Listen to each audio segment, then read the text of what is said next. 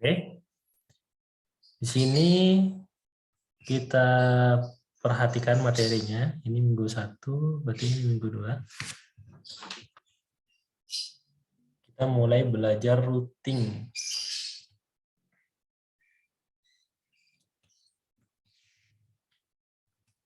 Langsung ke prosedur kerja.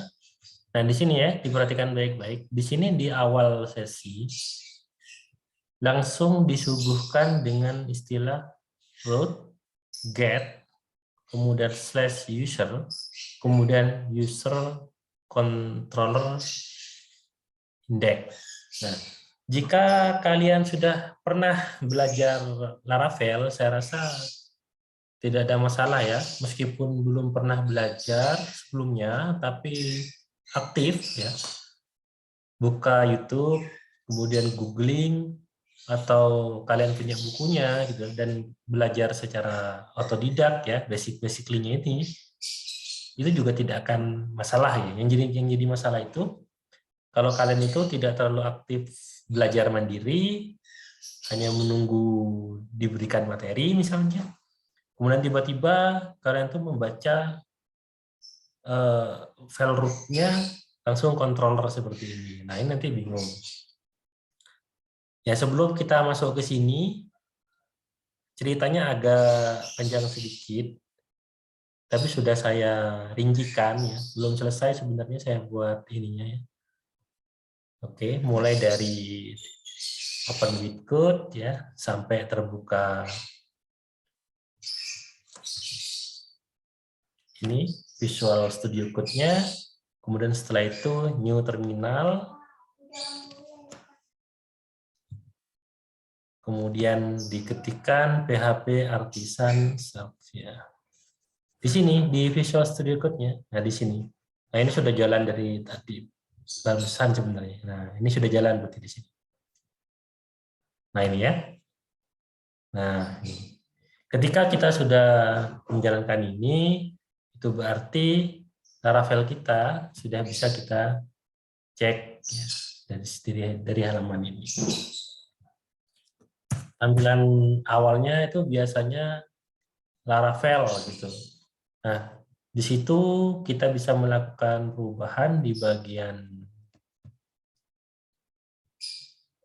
bagian resource, views. Di sini ada welcome blade ya, blade ya. Di sini sudah saya ganti menjadi jurusan teknologi informasi, sehingga ketika ditampilkan maka yang muncul adalah jurusan teknologi informasi seperti itu.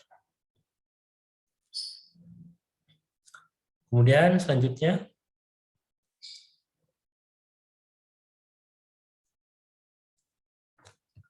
ya, ini di sini juga sudah dijelaskan.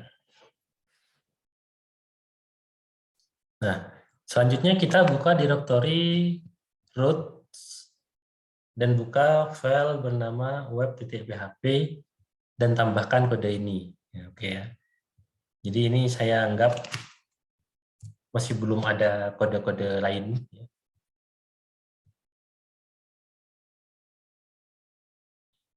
Root web.php. Nah, ini tidak ada ya. Jadi hanya satu ini awalnya. Terus kita tambahkan kode ini gitu ya. Kita ikutin modulnya. Kemudian setelah itu kita coba jalankan gitu ya. Kita sudah membuat root di situ tadi. Kita slash coba. Nah, ini muncul ya. Coba saja gitu.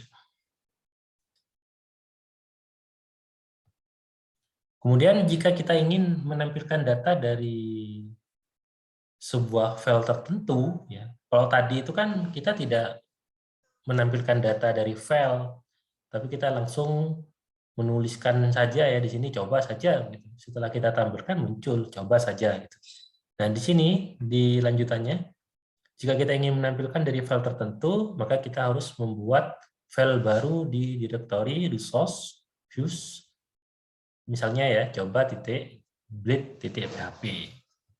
Kita buat dulu tuh file itu. Kemudian kita beri misalnya halaman utama gitu. Di mana tadi? Di resource views. Nah, ini sudah ada ya, coba buatnya klik kanan new file gitu aja. Nanti terbentuk coba titik blade titik PHP. Kita isi di sini halaman utama. Kemudian kita harus sesuaikan di sini, di halaman 19 ini, kita sesuaikan.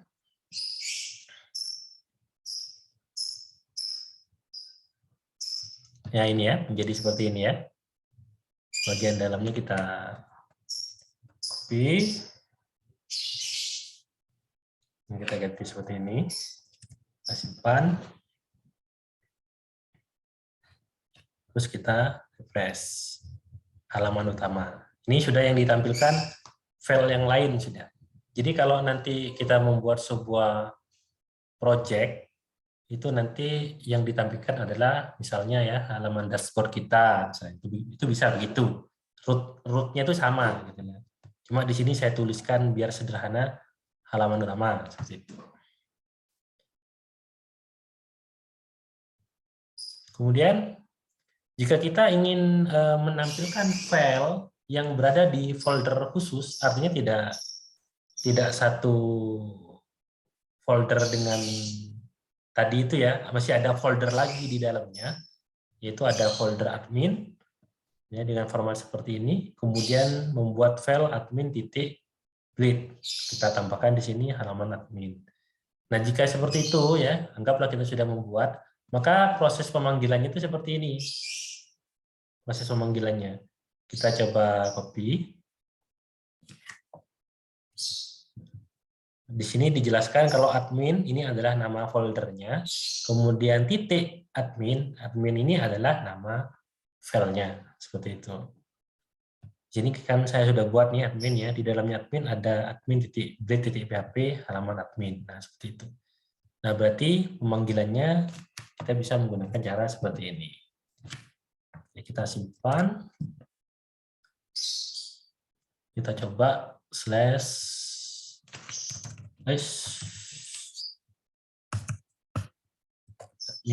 Nah seperti itu. Ini yang muncul nanti halaman admin. Gitu. Ini tentang seputar root masih ya. Oke, kita lanjutkan. Nah, kita juga bisa menambahkan root dengan parameter. Nah, kalau di BKPM ini sudah ada ya, ada kan ada 4 ya, 1 minggu ini kan ada 4 sesi acara 1, 2, 3, 4 gitu ya. Ini ada di 2 ini, ada di 2. Saya coba ringkas dan saya kelompok-kelompokkan berdasarkan ini ya. Tadi kita sudah membuat root tapi tanpa parameter. Nah, di sini kita bisa membuat root dengan menambahkan parameter di situ. Pertama, root berparameter dengan nilai pada variabel. Nah, kalau kalian cek nanti di BKPM ini ada nih. Bisa kalian coba. Ini kalau kita jalankan seperti ini.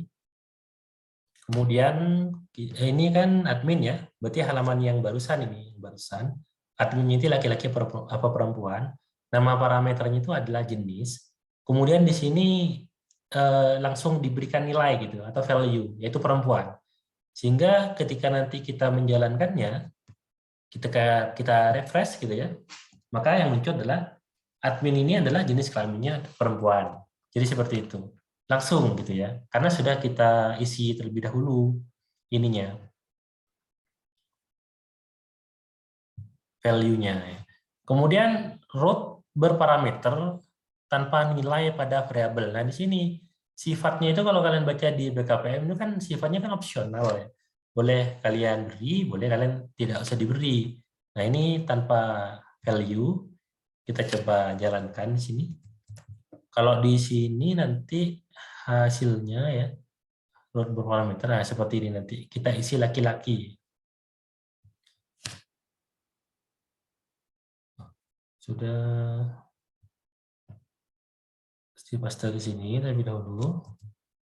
Nah, seperti ini. Kemudian di sini ya, di slash lagi, di sini admin, slash laki, seperti itu. Jadi nanti jenis kelaminnya itu adalah laki-laki. Kita perlu ngisi di sini karena kita tidak isi di kodenya tadi kan. Nah, kemudian yang selanjutnya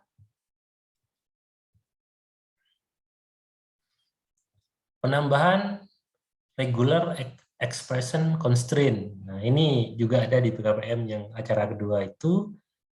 Constraint-nya apa? Jadi kalau kita pernah belajar basis data ya, constraint itu adalah bisa kita katakan validasi mungkin ya. Jadi kalau misalnya kita membuat seperti ini, berarti yang boleh dimasukkan itu hanyalah huruf gitu. Jadi angka tidak boleh. Gitu ya. Kita coba implementasikan. Kita simpan. Kalau misalnya kita memasukkan data ya. Nah, ini kan laki-lakinya itu kan ada simbol kan di tengah itu ya. Itu nanti akan kayak gini ya. Artinya itu salah lah intinya gitu ya. Ada yang salah gitu. Kalau kita tuliskan perempuan misalnya, nah, itu kan huruf saja tanpa simbol, tanpa angka, maka dia akan berhasil. Kalau di Laravel atau di BKPM itu banyak ininya ya. Tidak hanya huruf, kita juga bisa set angka saja, angka dan huruf itu bisa. Nanti kalian prakteklah sendiri gitu ya. Itu terkait dengan regular expression constraint. Kemudian ini ada yang terakhir, encode. Nanti penjelasan ininya bisa dibaca-baca ya di PKPM. Intinya setelah kita mengimplementasikan ini, ya, ini ada bintang di sini nih. Itu kita bisa mencari semua karakter.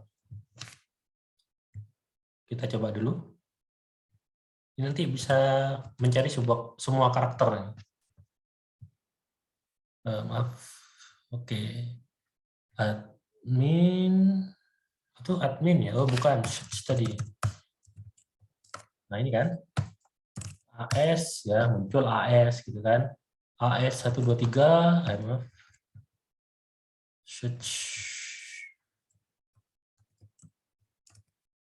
AS 123. Muncul AS 123. Kita tambahkan simbol.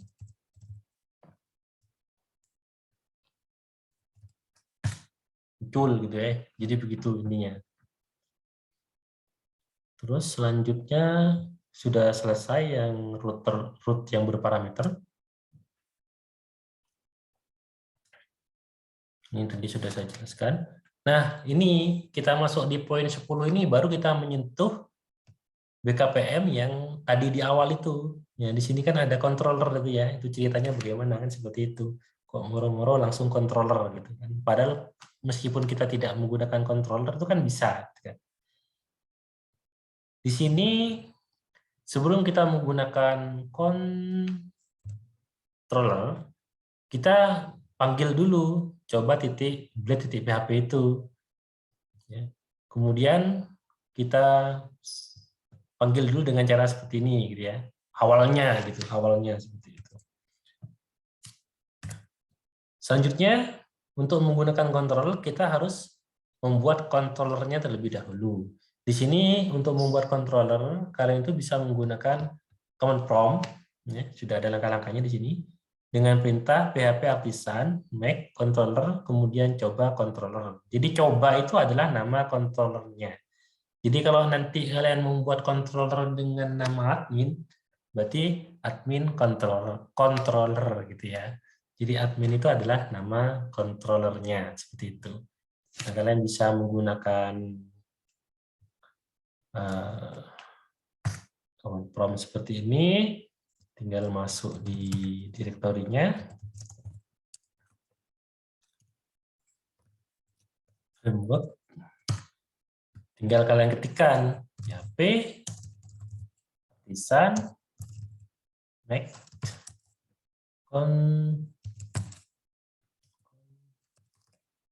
controller, kemudian nama controllernya gitu ya, kemudian enter sampai keluar sukses ya, sudah sukses terbuat gitu ya.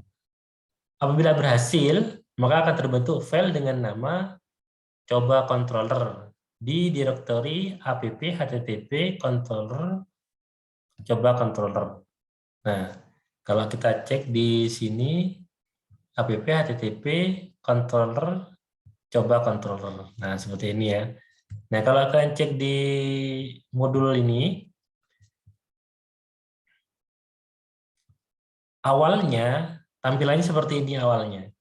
Lihat di baris kode nomor 9 itu masih garis miring 2 ya. Awalnya seperti itu. Nah, kemudian kita cut dan paste pada file coba controller.php. Apa yang di-cut ini ya, sudah saya berikan panahnya nih. Nah, ini yang di-cut ya, return view. Coba sampai titik koma ini di-cut. Kemudian dipindahkan di coba titik controller titik PHP yang baru saja kita buat. Ya, kita tambahkan ini ya, public function index, kemudian kita paste di sini, return titik koma, seperti itu ya. Setelah itu, pada langkah 10 tadi itu, kan sudah di-cut ke sini kan, nah itu kita rubah controllernya menjadi root, get, coba controller, add index function yang dibuat tadi, ya kan? Yang kita buat di sini tadi. Nah, ini kita masukkan ke sini indexnya. Nah, baru kemudian ini bisa kita pakai gitu ya. Setelah kita buat controller sukses, kemudian kita masuk ke web.php tadi. Ini kita hapus seperti ini, kita paste di sini. Kita coba yang coba itu. Nah, seperti itu. Muncul halaman utama. Jadi kalau kalian tidak memahami cara kerjanya, tiba-tiba kalian mengikuti BKPM-nya ini, langsung kalian ketik root user controller index tanpa kalian membuat controllernya, itu pasti error. Itu yang saya maksudkan, gitu ya. Makanya saya runtut gimana ceritanya membuat root sampai kita menggunakan controller tadi. Nah, ini sudah ya, sudah. Nah, ini sekarang. Ini saya membuat seperti ini berdasarkan BKPM.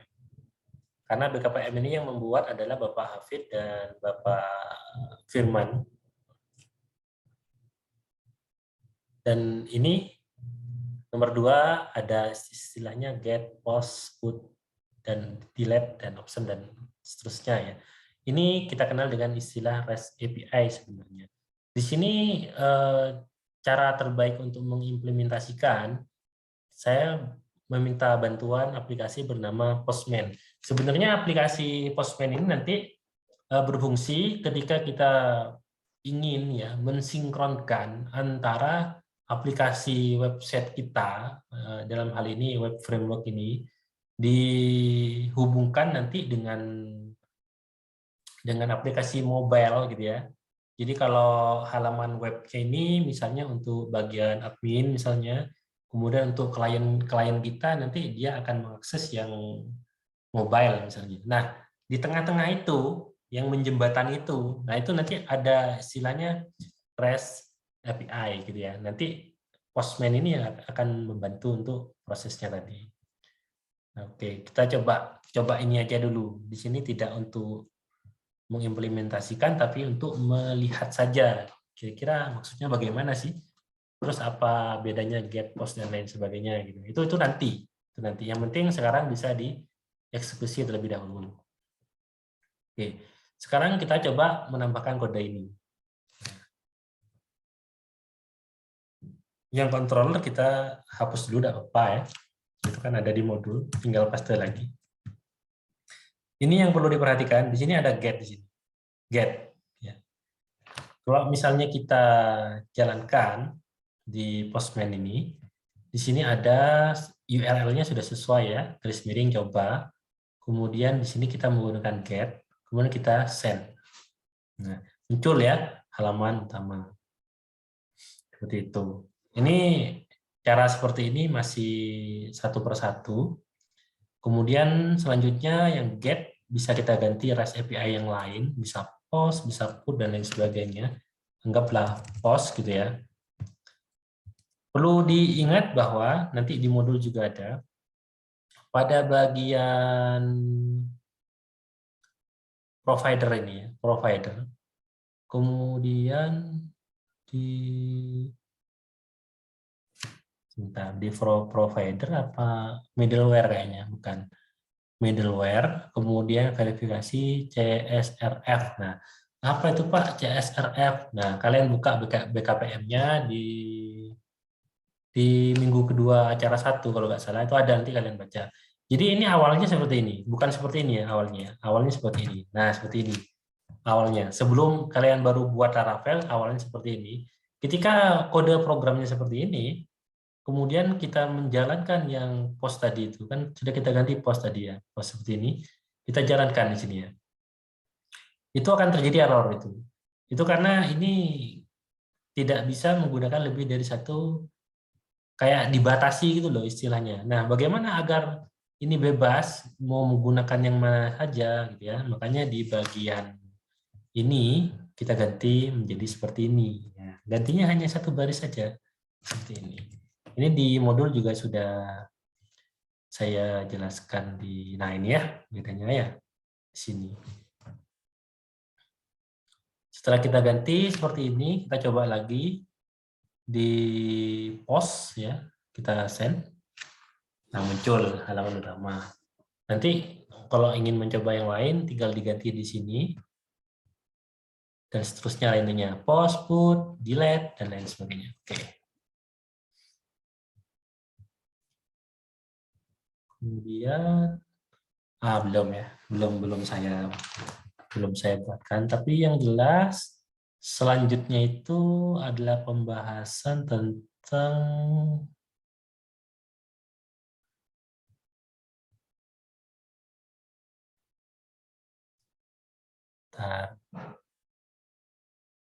nah ini ya.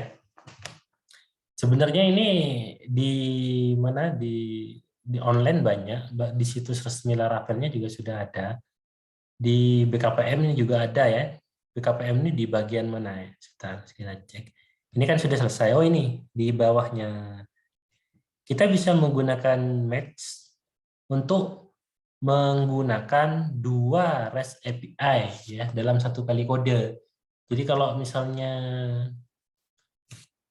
kita membuat kodenya ya di sini, ini tadi belum saya ketik, jadi belum bisa saya copy. Oke. Root, ya di sini postnya tadi kita ganti menjadi match. Nah, kita tambahkan get dan postnya tadi. Get, kemudian koma, post. Ya. Setelah itu koma,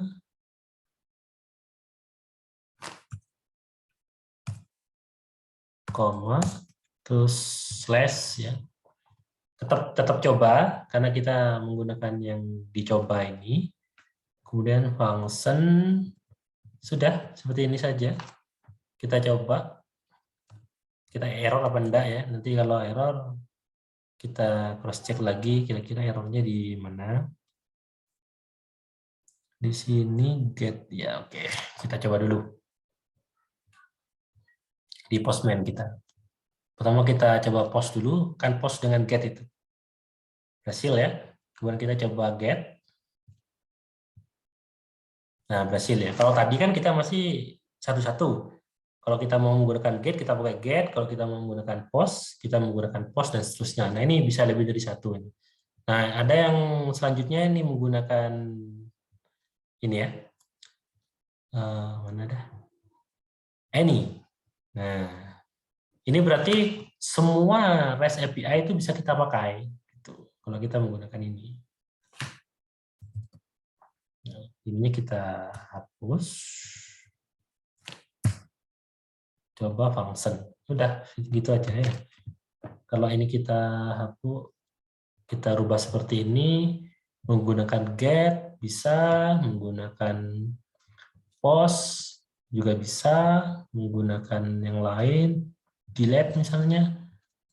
itu juga bisa, dan seterusnya. Jadi begitu cara settingnya.